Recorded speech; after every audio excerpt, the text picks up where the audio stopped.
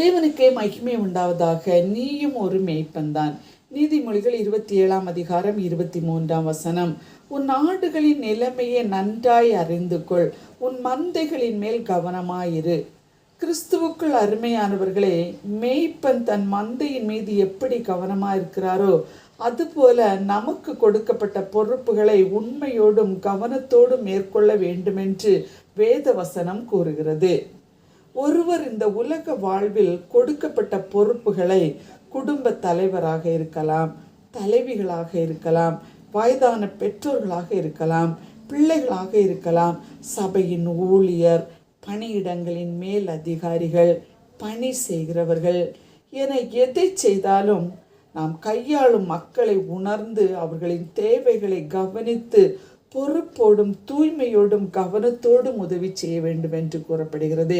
இதை தான் ஆண்டவரும் விரும்புகிறார். நாம் பெற்றிருக்கும் அதிகாரங்கள் அல்லது பொறுப்புகள் எல்லாம் கர்த்தர் கொடுத்தது.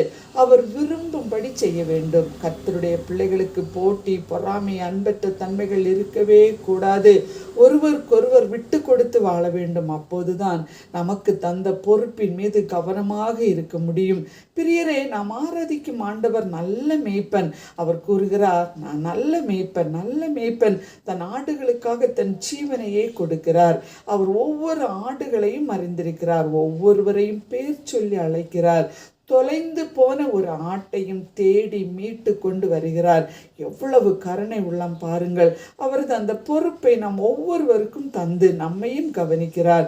நாம் எவ்வாறு நமது கடமைகளில் இருக்க வேண்டும் என்று நமக்கு கற்பித்தும் இருக்கிறார். அதற்கு உதாரணமாக வாழ்ந்தவர்கள் பலர் வேதத்தில் உள்ளனர். தாவீது, மோசே, யோசேப்பு, நெகேமியா, பவுல், எஸ்தர் இவர்கள் எல்லாருமே அவர்களுக்கு கொடுத்த கடமைகளில் தவறாமல் கர்த்தர் எதற்காக தெரிந்தெடுத்தாரோ அந்த நிலைமையை நன்றாய் அறிந்து கொண்டு கவனமாய் செயல்பட்டார்கள்.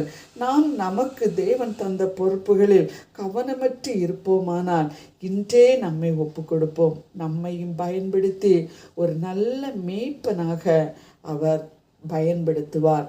செபிப்போமா? அன்புள்ள இயேசு சுவாமி, நல்ல நாளுக்காக உமக்கு நன்றி. நாங்கள் உலக வேலைகளிலும் ஆவிக்குரிய வேலைகளிலும் எங்களுக்கு தந்திருக்கிற பொறுப்புகளை நாங்கள் உணர்ந்து கொண்டு செயல்பட எங்களுக்கு உதவி செய்யும். இயேசுவின் நாமத்தில் பிதாவே, ஆமேன்.